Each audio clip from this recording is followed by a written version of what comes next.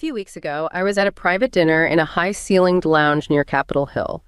The room was packed with the architects of what we've come to call the Cathedral, senior NGO advisors, credentialed experts, and consultants who speak in the fluid, jargon-heavy dialect of global governance.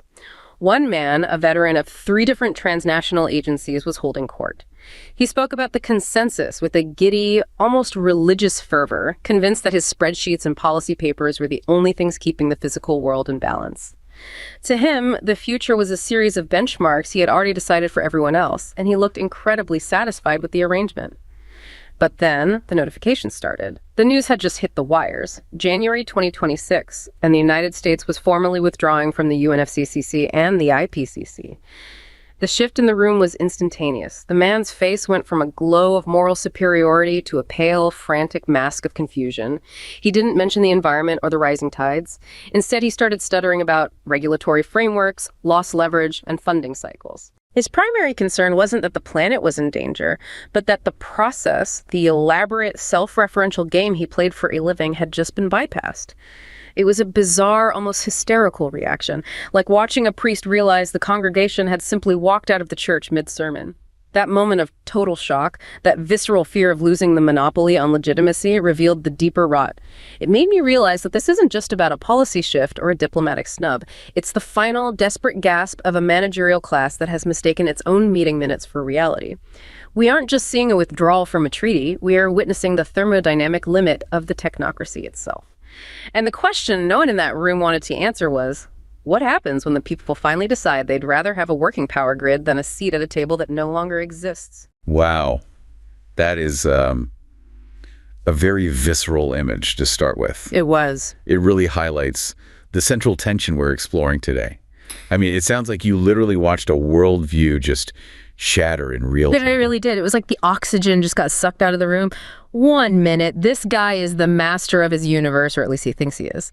The master of the paperwork that runs the universe. Right. And the next, he's just a guy in an expensive suit realizing the world moved on without asking his permission. And that's the perfect setup, really, for what we're digging into. It really is. And that's exactly what we're going to unpack today. We have a stack of sources here that are, frankly, pretty intense.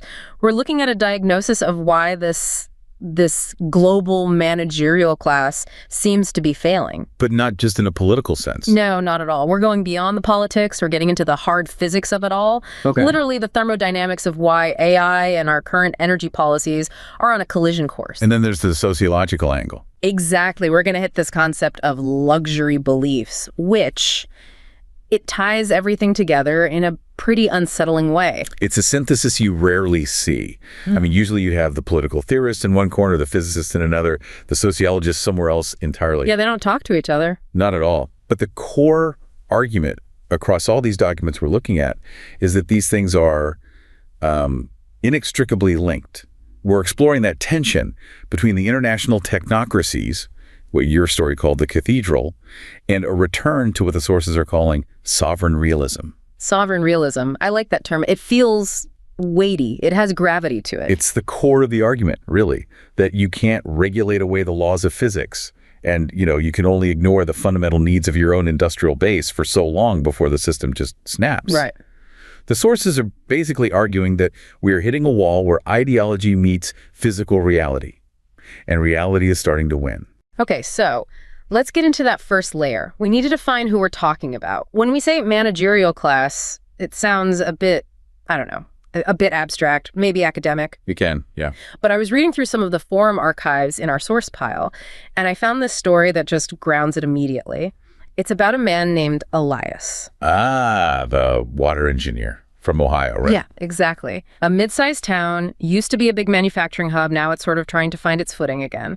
And Elias is the guy responsible for keeping the water running. Simple as that. Or not so simple. Not so simple at all. His account isn't just a complaint, it's a detailed chronicle of systemic dysfunction. He talks about standing in the basement of a water treatment plant that was built in the 1950s. Wow. You can just picture it. The concrete is spalling, the pumps are making this high-pitched whining sound, and he knows that the pipes under Main Street are 80 years old and lined with lead. And this is the reality for a huge portion of the country's infrastructure. It's not glamorous, it's not on the news, but it's absolutely essential. It's life and death, really. And here is where the conflict starts for him.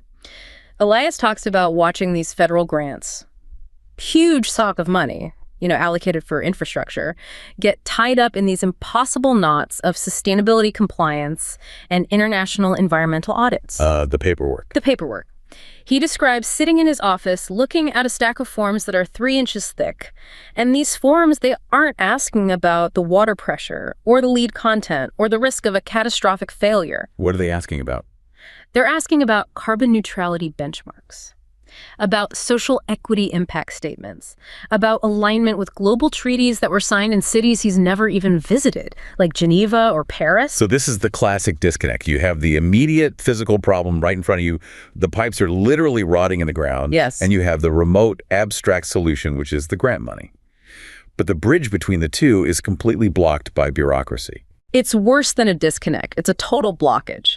Elias describes watching high-level institutions in D.C. and Geneva, popping champagne over these ambitious new carbon goals, while he's staring at a water sample from a resident's tap that looks brown. That's horrifying. He used this phrase that just stuck with me. He said he felt like he was being governed by ghosts. Governed by ghosts, that's a haunting way to put it. He meant that the people making the rules were effectively invisible to him. They were unaccountable. And they clearly cared more about a global spreadsheet than the actual physical reality of a town in Ohio. They were managing symbols, not water. And so what happened? What was the outcome? Well, this is the kicker. The town council eventually just gave up. They stopped applying for the federal funds. They turned down free money. They turned it down. They held a meeting, and the mood was grim. They realized the cost of compliance, the consultants they'd have to hire, the endless studies they'd have to commission would eat up 40% of the grant money. 40%. And it would delay the project by at least 2 years. So they made a choice. They chose to decouple. Decouple. That's a very significant move for a municipal government. It's almost a declaration of local sovereignty. It was. They hired local tradesmen guys Elias knew from high school, and they ignored the international green building codes that were completely irrelevant to their specific geology and needs, and they fixed the pipes. They did the job. They did the job. They raised the money locally, cut the ribbon, and got clean water flowing again. Elias said it felt like breaking a spell. He realized that the help from this managerial class wasn't help at all. It was actually a hindrance. That decision, to ignore the free money because the strings attached made it totally useless. That's a perfect example of what we're seeing globally in these sources. It is. It's a rejection of the process in favor of the result. But to understand why this is happening and why it seems to be happening now, we have to go back in time a bit, all the way back to 1941. We need to talk about James Burnham. Burnham is all over these notes. I know he wrote The Managerial Revolution, but...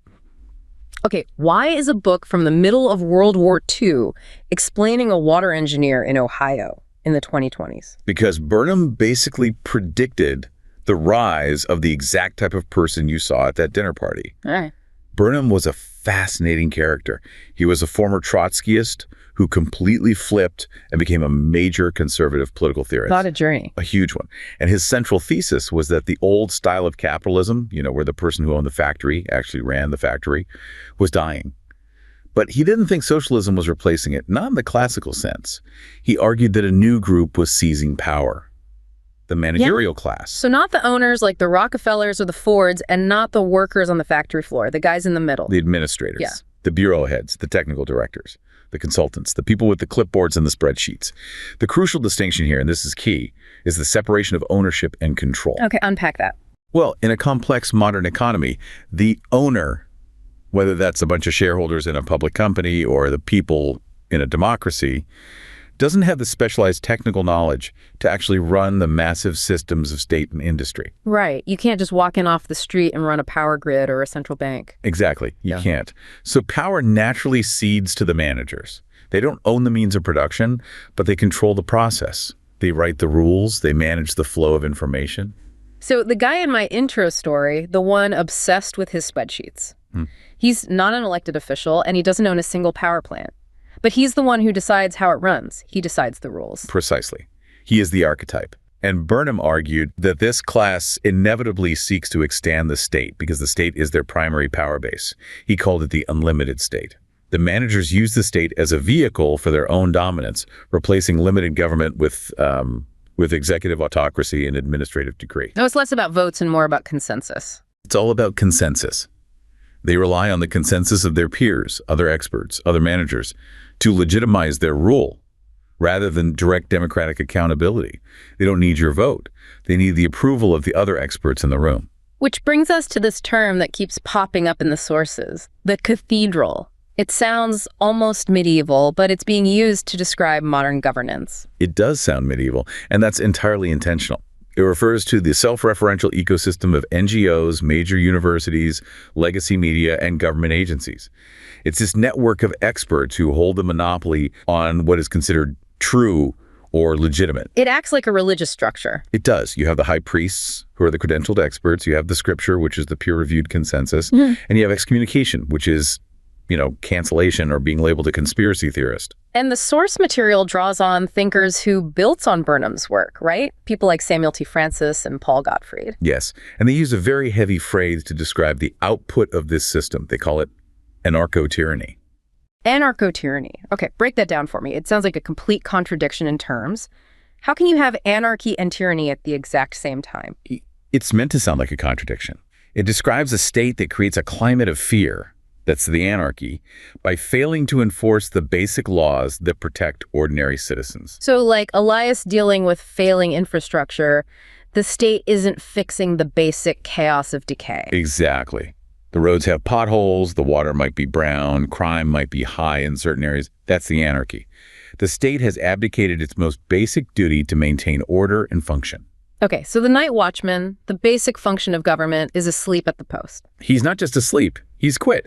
But simultaneously, and this is the tyranny part, that same state focuses intense, suffocating, tyrannical regulation on law-abiding citizens and administrators who actually try to do things. So if you try to fix the pipes yourself, or if you try to run a business, you're hit with a blizzard of rules, audits, compliance checks, and surveillance.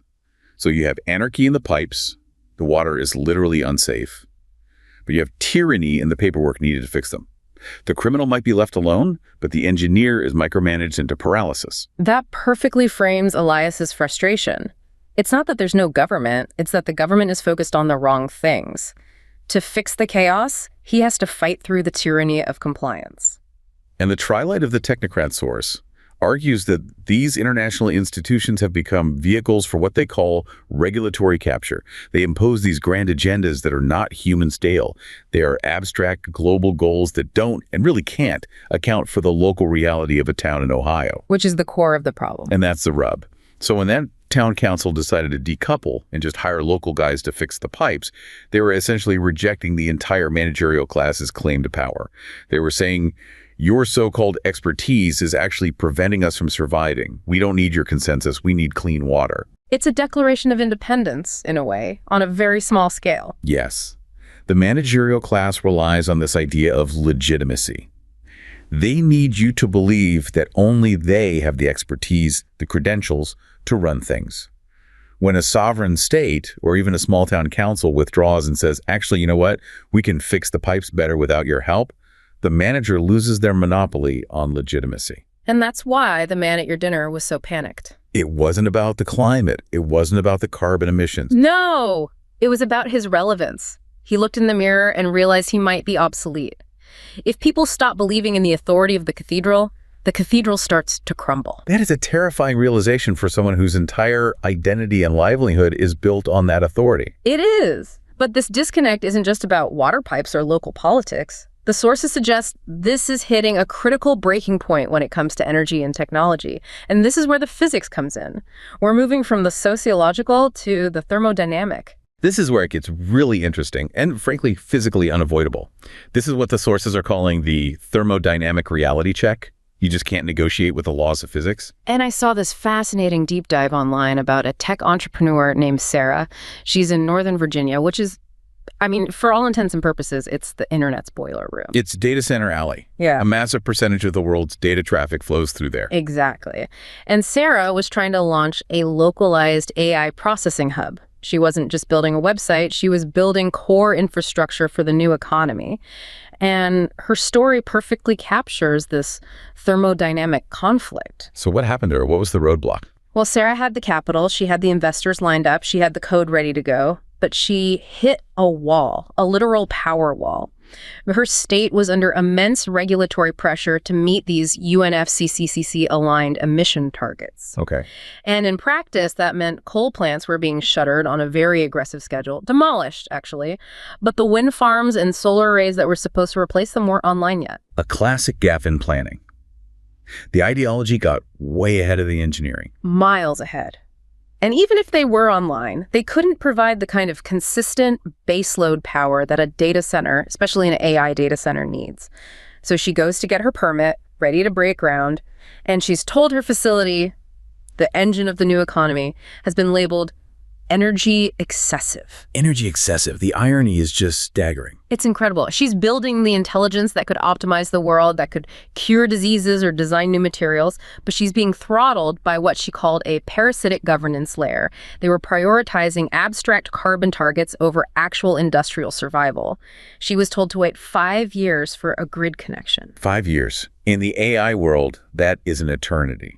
It's like being told to wait 500 years in normal industrial time. So what did she do? She moved. She didn't argue. She didn't lobby for years. She just packed up her operations and moved the entire company to a jurisdiction that had effectively withdrawn from those international climate frameworks, specifically to prioritize energy independence. She went where the power was. She went where the power was. She found a place where they were keeping the thermal plants running. She told an interviewer, and this quote just says it all, "The AI doesn't care about a treaty signed in Paris. It cares about megawatts."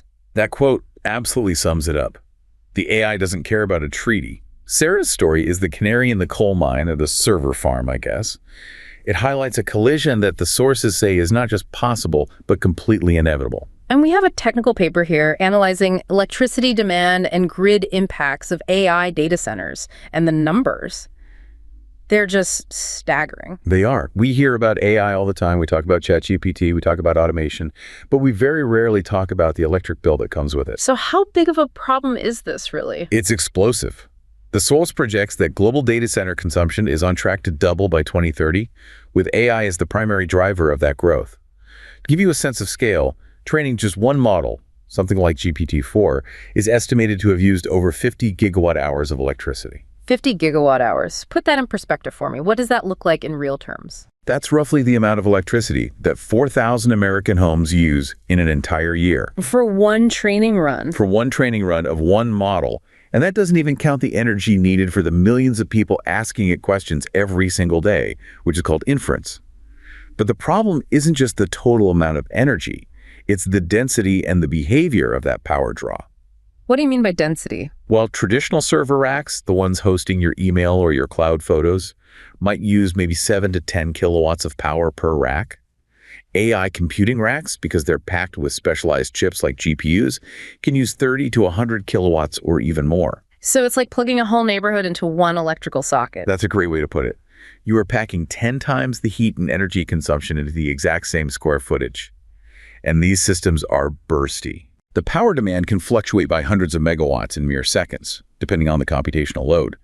Our current grid, which is already strained and trying to integrate more intermittent sources like wind and solar, it just isn't designed for that kind of whiplash.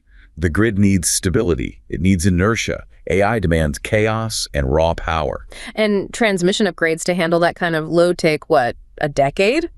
If you're lucky. 5 to 10 years, easily. Yeah. And that's if you get all the permits. AI demand is growing exponentially right now, and this is where we hit the hard physics. The source material dives deep into the thermodynamics of computation, specifically a concept called Landauer's principle. Okay, Landauer's principle. I saw this in the notes. This sounds like very high-level physics. Can we break it down? Why does a physics principle from the 20th century dictate the future of AI? Let's try.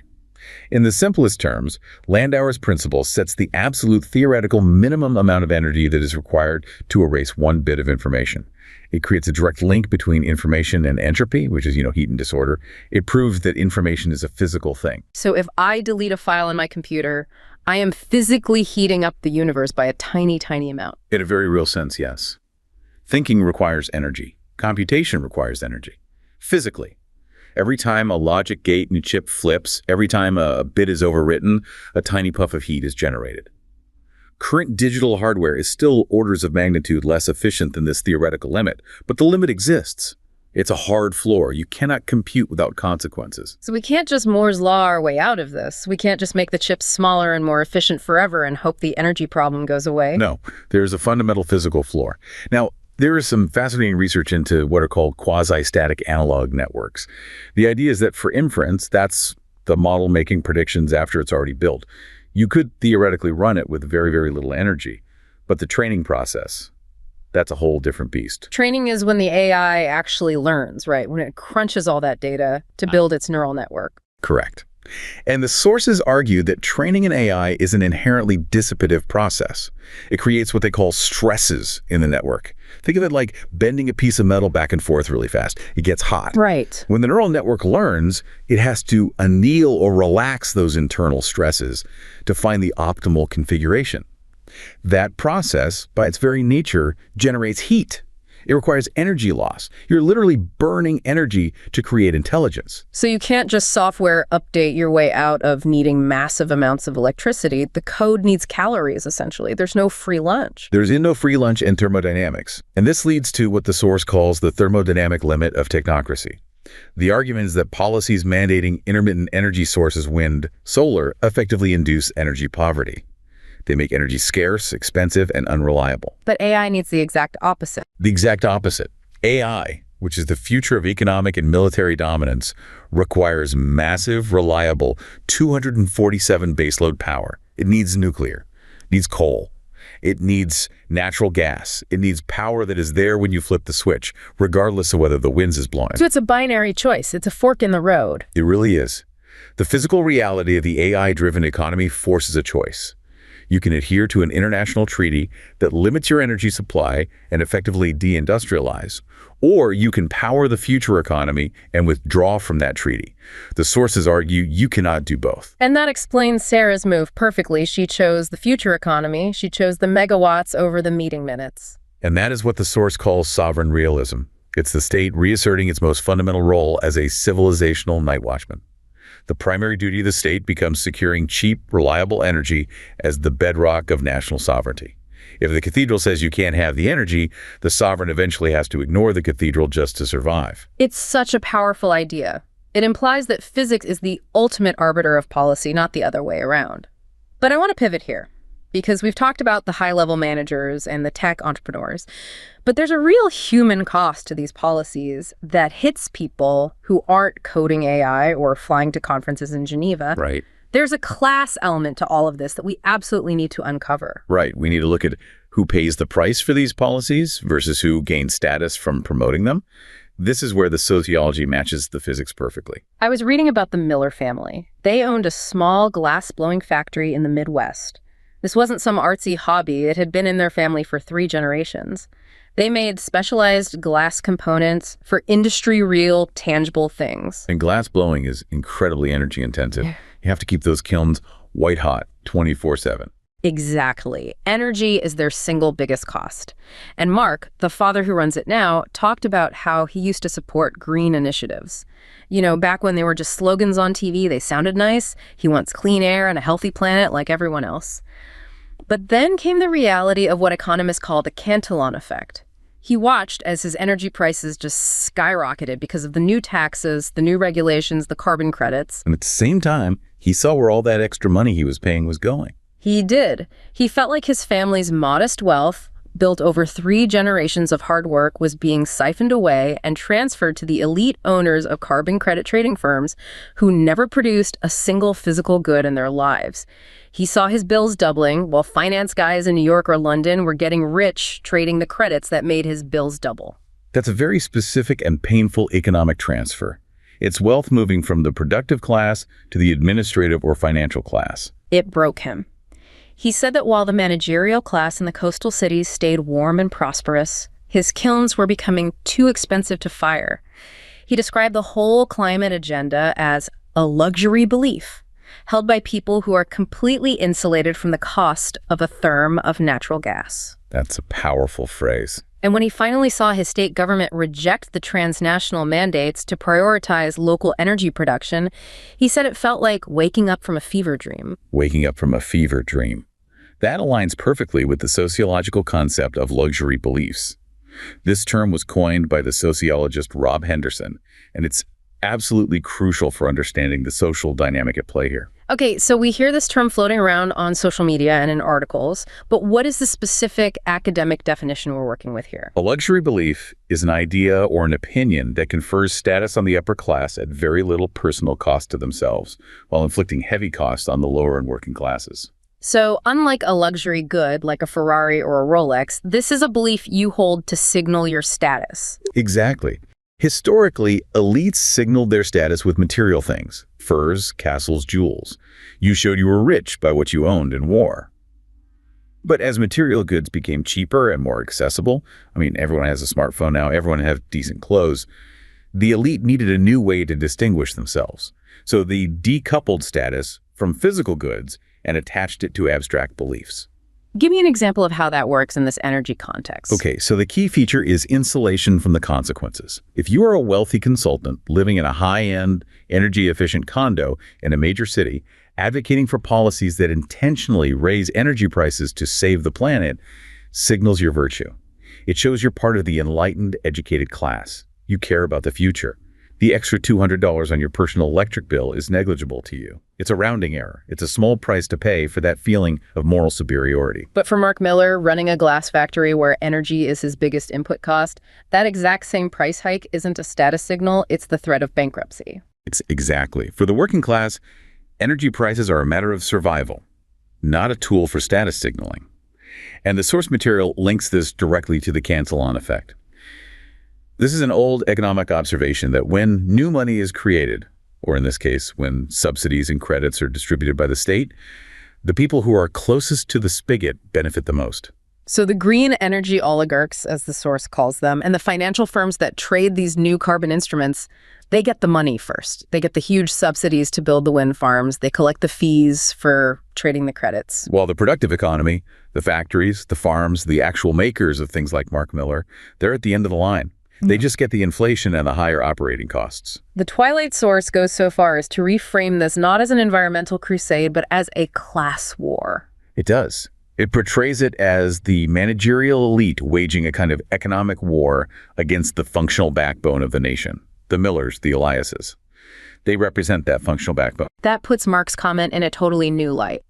When his state finally rejected those mandates, it wasn't just a simple policy change for him. It was a return to sanity, a return to reality. It was the state finally making a choice and saying, we value the glass factory more than the carbon credit trading floor. It was a return to what the sources call functional realism. Policies have to be physically and economically viable for the people who actually live under them. If a belief system destroys the productive capacity of your nation just to signal virtue to an international committee, it is, by definition, a luxury belief. And eventually, the cost becomes too high for the society to bear. This really brings us to the synthesis of all these threads then. It all connects. We have the collapse of the managerial class because of their total disconnect from reality, like the guy at the dinner party. Right. We have the thermodynamic reality that AI and modern industry need more energy, not less. That's the Sarah story. The hard physics. And we have the sociological rejection of these luxury beliefs by the people who are forced to pay the price, like the Miller family. And if we connect all of those dots, we see what the sources describe as an epistemological coup. An epistemological coup. That sounds incredibly ominous. It refers to how science itself was instrumentalized. The managerial class, in this view, used science and the consensus not as a method of open inquiry, but as a political tool to enforce compliance and to foreclose any debate. So it created a kind of post-democracy. Exactly. A system where you can vote for anyone you want, but the really important policies, like energy policy, are set by an unaccountable committee of experts 3,000 miles away. They tried to make politics into science so that you couldn't argue with it without being labeled anti-science. But the withdrawal, the 2026 scenario that we started this whole deep dive with, that's the system correcting itself. That's the fever breaking. It is a systemic correction. And the sources describe the creation as what they call a parallel polis. This is a concept where if the dominant official structure, the cathedral, becomes unlivable or dysfunctional, you don't just protest it. You start building a parallel structure that actually works. Like the town council just deciding to fix their own pipes, like Sarah leaving her entire data center to a jurisdiction that has reliable power, like the state choosing to protect the Miller's factory over an international agreement. Precisely. It represents a fundamental shift away from credentialism, which is trusting people because of their titles and their degrees from elite institutions, towards meritocracy, which is trusting people because they can actually fix the pipes and keep the lights on. It's a shift towards results. The Twilight source calls this functional decoupling. Yes. It argues that energy independence isn't just a political slogan. It is the absolute bedrock of operational sovereignty.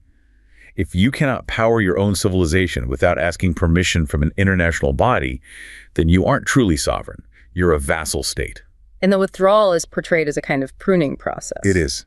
Cutting off the parasitic governance layer to ensure that the host organism, the civilization itself, can survive and thrive. It really reframes the entire conversation. We so often hear these kinds of withdrawals described as isolationist or backward-looking, but these sources are arguing it's actually an act of survival. It's about prioritizing the physical functioning of your own society over the approval of the global managerial class. And that brings us right back to that dinner party in Capitol Hill.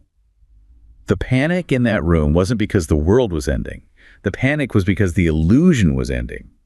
The illusion that administrative decrees and consensus documents can somehow override the laws of thermodynamics or the basic economic realities of the working class. It reminds me of that line about the thermodynamic limit. You can print money and you can print regulations, but at the end of the day, you cannot print energy. And you cannot print competence. At some point, the pipes have to hold water, the grid has to hold the load, and the factory has to be able to make glass. No amount of consensus in a conference room in Geneva can change those fundamental realities. Reality always, always bats last. The withdrawal is the bankruptcy of the managerial utopia. The technocracy promised competence, but delivered crisis.